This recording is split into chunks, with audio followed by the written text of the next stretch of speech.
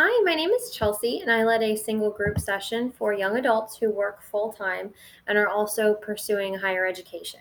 And for the purpose of this group, higher education could include a bachelor's degree, master's degree, or even doctoral degree level of pursuit of education.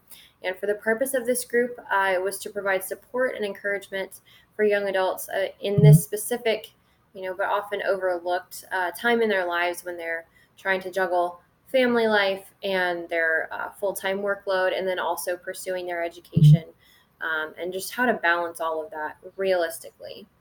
The single group session was held in my own home on Tuesday, September 24th, so just a couple of days ago at 6 o'clock, and lasted for about an hour and a half. I had previously planned on this lasting about 2 hours, and it actually was a little bit shorter than I had planned. The group was held in my living room. Normally, this room is set up with a couch and chair and, all kind of facing the television set.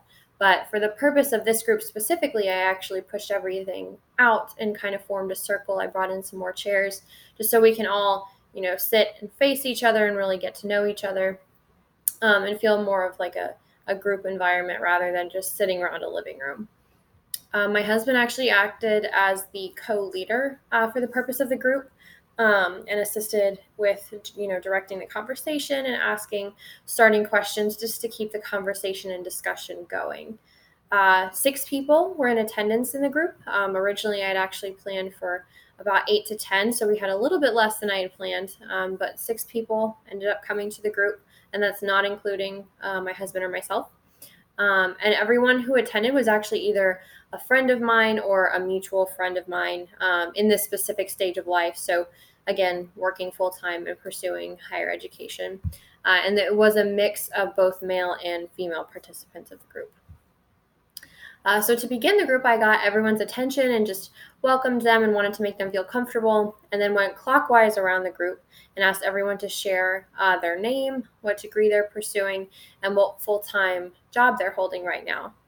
I then asked that before they introduce themselves, that they share the name and degree of the person that went before them, making them, have to make sure that they're paying attention. So when it's their time, they are able to share that information and also get to know each other.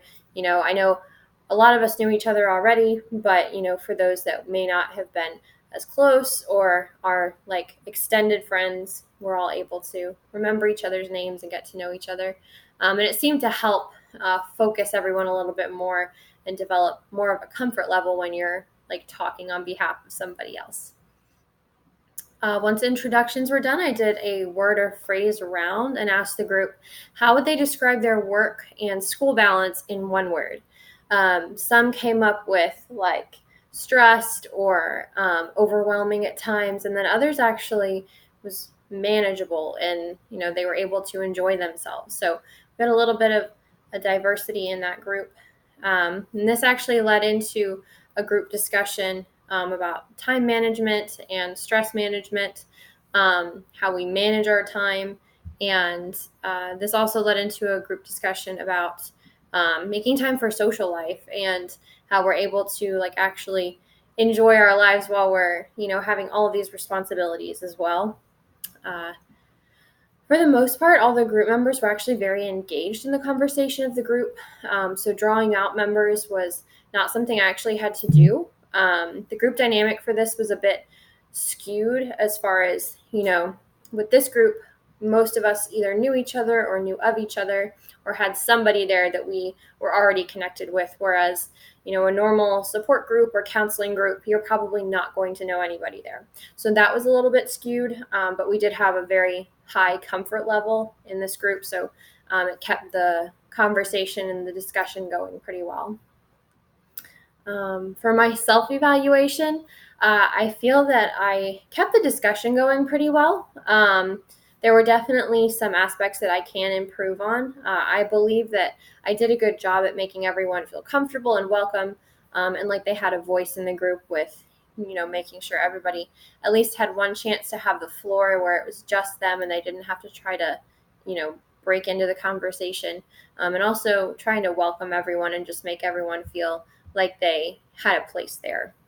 Uh, for improvements, though, there were several instances where certain members of the group would focus more on kind of complaining about their situation rather than having constructive participation in the group. So rather than, sharing their ideas about what could be done to help in that situation, they were more focused on the negative aspects of it and just kind of wanting to vent about that. During these instances, I had a hard time finding the best way to cut them off and then hand the discussion to somebody else. So, in that way, I felt that I may have lost control of the group in some ways. I also felt that my transitions were a little unsteady and it sometimes kind of awkward trying to lead into a different topic of discussion and not just stay on one topic the whole time. So for future groups, I would like to have a bit more time to elaborate on specific topics per session rather than fitting all the topics into one session so that we have more time to really dig into these discussions. Ideally, I would also like to have a bit more of a diversive group where we're not all already familiar with one another, but maybe having some outside people come in for that may not know anybody that's already in the group. I did enjoy leading the group's discussion and, talking about workload management alongside discussion of hobbies and different things that we enjoy and how that impacts our stress level. And I actually look forward to practicing my group leading skills in the future and learn to be more directive in the group. Groups such as this one are such a useful tool in connecting with others inside a specific community and finding support in these certain situations, especially ones like this where sometimes it's overlooked, but it can be a very stressful time, especially if you feel like you're doing it on your own. So thank you so much for your time.